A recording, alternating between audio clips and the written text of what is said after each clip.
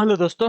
Good evening, नमस्कार। आप सभी का जो है एक बार फिर से बहुत बहुत स्वागत है आप सभी के अपने यूट्यूब चैनल परीक्षा की शिक्षा में। आशा करता हूँ, उम्मीद करता हूँ कि आप सभी जो स्वस्थ होंगे, कुशल मंगल होंगे, तैयारी जो है बढ़िया और अच्छे तरीके से अपनी कर रहे होंगे। तो जो भी क्लास में फर्स्ट टाइम आए हैं, पहली बार आए हैं, उसे को बता दिया जाए कि हमारे चैनल पर आपकी जो बीएड प्रवेश परीक्षा 2026 की आपकी तैयारी साथ डेली बेसिस पे रेगुलर करवाई जाती है। जिसे भी तैयारी पूरी करनी है, कंप्लीट करनी है, चैनल को सब्सक्राइब करके आप लोग हमारे साथ जुड़े हैं। क्लास का समय देखिए, जीके जीएस की जो है सुबह 10 बजे, रीजनिंग की जो है दोपहर को 1 बजे, कला की जो क्लास है शाम को 4 बजे, हिंदी की जो क्लास है शाम को 7 बजे। आप सभी को देखने को मिलते हैं इसी टाइम पर क्लास से जुड़ के तैयारी को पूरा और कंप्लीट करना है। नीचे डिस्क्रिप्शन आपको इंस्टाग्राम टेलीग्राम का लिंक मिलेगा, इंस्टाग्राम पे फॉलो करेंगे, टेलीग्राम चैनल को ज्वाइन करेंगे, टेलीग्राम चैनल पर डेली बेसिस पे क्लास का अपडेट, एग्जाम का अपडेट, जो पीडीएफ वगैरह आपको देखने को मिल जाएगा। तो आप लोग जो पीडीएफ डाउनलोड करने के लिए टेलीग्राम चैनल को ज्वाइन कर सकते हैं। चलेंगे क्लास स्टार्ट करें बिना किसी देरी के। क्लास स्टार्ट करने से पहले जिसने अभी तक क्लास को लाइक नहीं किया लाइक करेंगे, शेयर नहीं किया शेयर करेंगे, जिसने अभी तक चैनल को सब्सक्राइब नहीं किया सब्सक्राइब करेंगे। ठीक है, चलिए पहला क्वेश्चन देखें। 51 नंबर का, अनुनय विनय से भी न पसीजना, इनमें से किस मुहावरे का अर्थ बताइए। अनुनय विनय से भी न पसीजना, इनमें से किस मुहावरे का अर्थ है।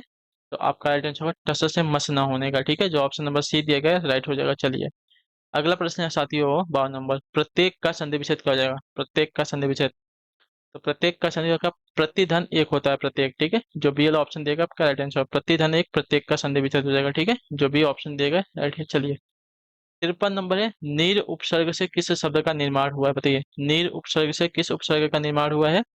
नीर उपसर्ग से किस शब्द का निर्माण हुआ है। ठीक है, तो आपका राइट आंसर हो जाएगा साथी यहाँ पे नीर उपसर्ग से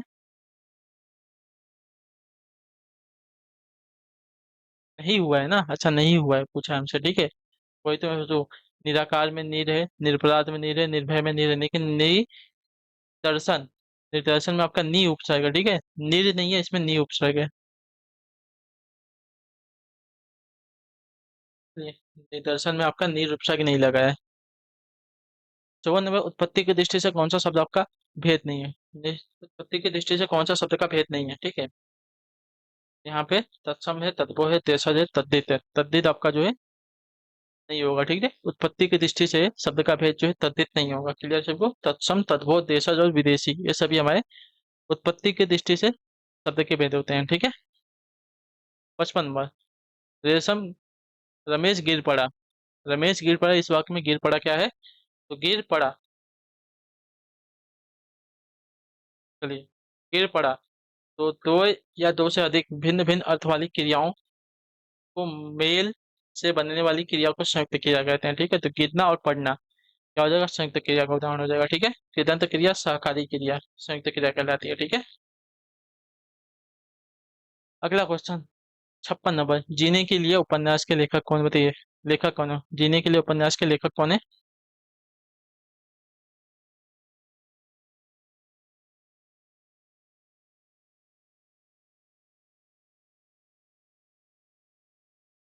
जीने के लिए उपन्यास के लेखक कौन, तो जीने के लिए उपन्यास के लेखक की अगर बात करेंगे तो आपका राइट आंसर होगा राहुल सांकीर्तनन। ठीक है, जो ऑप्शन नंबर बी दिएगा आपका राइट आंसर। जीने के लिए उपन्यास के लेखक आपके राहुल सांकीर्तनन हो जाएंगे। 57 नंबर, आवश्यकता से अधिक वस्तु का उपयोग या संचय न करना का क्या अर्थ बताइए। आवश्यकता से अधिक वस्तु का उपयोग संचय न करना का क्या अर्थ हो जाएगा। तो अपरिग्रह हो जाएगा। ठीक है, जो ऑप्शन नंबर बी दिया गया आपका राइट आंसर हो जाएगा। ठीक, क्लियर। चलिए अगले क्वेश्चन की तरफ पढ़ेंगे। 58 58 नंबर, आहूत का विलोम क्या हो जाएगा। बंधन, अविश्वास, विराग या अनाहुत। तो आहूत का विलोम आपका हो जाएगा अनाहुत। ठीक है, जो डी वाला ऑप्शन दिया गया राइट होगा। अगले क्वेश्चन को देखेंगे, आपका है 59। पावक शब्द में प्रत्यय क्या बताइए। पावक शब्द में प्रत्यय क्या है, तो पावक शब्द में आपका अक प्रत्यय है, अक। जो ए ऑप्शन दिएगा आपका राइट आंसर, पावक में आपका अक प्रत्यय लगा है। ठीक है,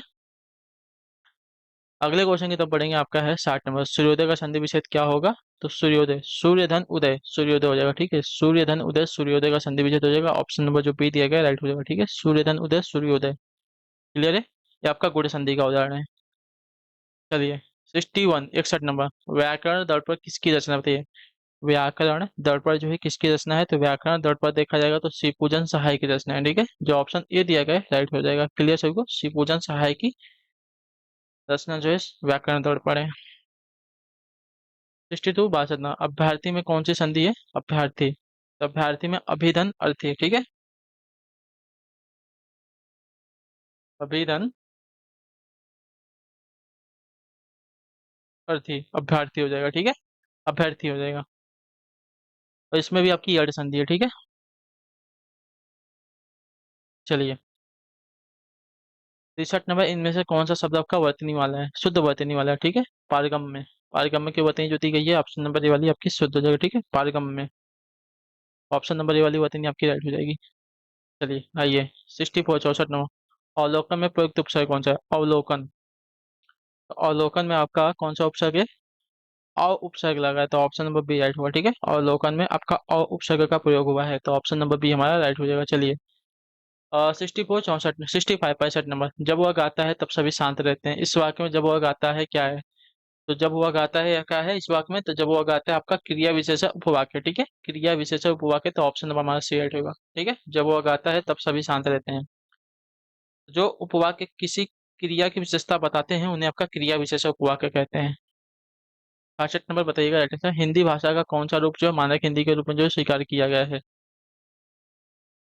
तो आपका राइट आंसर होगा खड़ी बोली, ठीक है, जो ऑप्शन सी दिया गया है राइट हो जाएगा। क्लियर से होगा, हिंदी का मानक रूप खड़ी बोली में से विकसित हुआ है, ठीक है, इसलिए इसे जो है मानक हिंदी के रूप में जो है स्वीकार किया गया है। चलिए, 67 पे बताइएगा राइट आंसर, आलोचना का प्रवचि है क्या। आलोचना का प्रवचि क्या हो जाएगा, तो आलोचना का प्रवचि आपका जो दिया गया यहाँ पे समीक्षा हो जाएगा, ठीक है, जो सी वाला ऑप्शन देगा आपका राइट आंसर। समीक्षा, निरूपण, गुण दोष, टीका, टिप्पणी, ये सभी जो है आलोचना के प्रवचि हो जाएंगे। अतिवृष्टि का विलोम क्या देते हैं, अतिवृष्टि का विलोम क्या हो जाएगा, तो अतिवृष्टि यानी कि भीषण बारिश, ठीक है, अतिवृष्टि यानी कि भीषण बारिश का विलोम हो जाएगा अनावृष्टि, ठीक है, जो ऑप्शन ए दिया गया राइट हो जाएगा। चलिए, 69 नंबर, निम्न में से किस वाक्य में क्रिया विशेषण अशुद्ध रूप में प्रयुक्त है, बताइए क्रिया विशेषण किस वाक्य में आपका अशुद्ध रूप में है। यहाँ पे दिया गया है मानसिक आस्था सदा काल से चली आ रही है, ठीक है, इसके क्रिया विशेषण का जो है गलत उपयोग हुआ है, ठीक है, तो ऑप्शन जो दिया गया बी वाला विकल्प आपका राइट आंसर होगा। चलिए, 70 नंबर है, निम्न में से कौन जो है रचना की दृष्टि से शब्द का भेद नहीं है।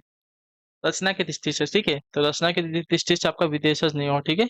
रूढ़, यौगिक, योग, ये आपका उत्पत्ति की दृष्टि से होता है, रचना की दृष्टि से नहीं होता है, ठीक है।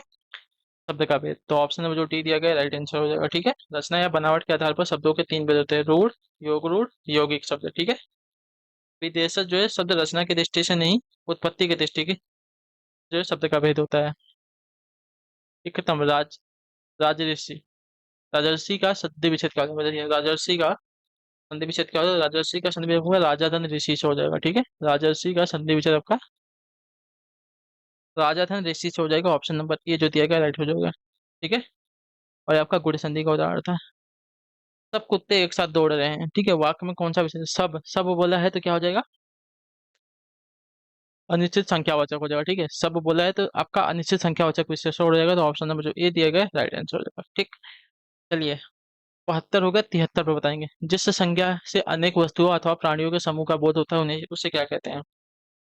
तो उसे कहा जाता है आपका भावचक संज्ञा, ठीक है, जो ऑप्शन डी दिया गया है राइट हो जाएगा। क्लियर, जिस संज्ञा से अनेक वस्तु अथवा प्राणियों के समूह का बोध होता है उसे आपका समूहवाचक संज्ञा कहते हैं, जैसे कि झुंड, मेला, परिवार, सेना इत्यादि सभी। 74 नंबर, अमीर खुसरो की रचनाएं किस बोली में रचित हैं। अवधी, ब्रज, खड़ी या कन्नौजी, तो खड़ी बोली में, ठीक है, इन्हें जो है खड़ी बोली का जनक कहा जाता है। क्लियर सभी को, अमीर खुसरो ने खड़ी बोली का प्रयोग जो है काव्य भाषा के रूप में किया है, इसलिए इन्हें जो है खड़ी बोली का प्रथम कवि माना जाता है और जनक भी माना जाता है। हंसी का तत्सम क्या हो जाएगा, 75 नंबर प्रश्न, ठीक है, हंसी का तत्सम शब्द क्या होगा, तो हंसी का तत्सम आपका हास्य हो जाएगा, ठीक है, हास्य, ऑप्शन नंबर डी जो दिया गया राइट हो जाएगा, ठीक है। तो इसी के साथ जो क्लास है आज की यहीं पे पूरी होती है, और एक चीज की, 2 दिन आपकी क्लास नहीं आएगी तो उसके लिए आप कर रहिएगा, तो इसका जो है आपकी लाइव क्लास चलने वाली है, ठीक है, 2 दिन के बाद आपकी लाइव क्लास स्टार्ट होगी, तो 2 दिन एडजस्ट कर लीजिएगा, बाकी देखेंगे आपका आगे। और ये वाली क्लास कैसी लगी नीचे कमेंट में, अच्छी लगी तो क्लास को लाइक करेंगे, चैनल पहले चैनल को सब्सक्राइब करें, बाकी अगर आपका कोई डाउट, कोई क्वेश्चन, कोई क्वेरी रहेगा तो नीचे कमेंट करके पूछेंगे। 2 दिन आप लोग क्या करेंगे, तो प्रैक्टिस और रिविजन करेंगे, ठीक है। चलिए, तो अगर कोई डाउट रहेगा तो पूछ लीजिएगा, बाकी मिलते हैं आप सबसे आपकी अगली क्लास है, तब तक के लिए टाटा बाय बाय, जय हिंद जय भारत, आप सभी का जो है क्लास से जुड़ने के लिए बहुत बहुत ही धन्यवाद साथियों।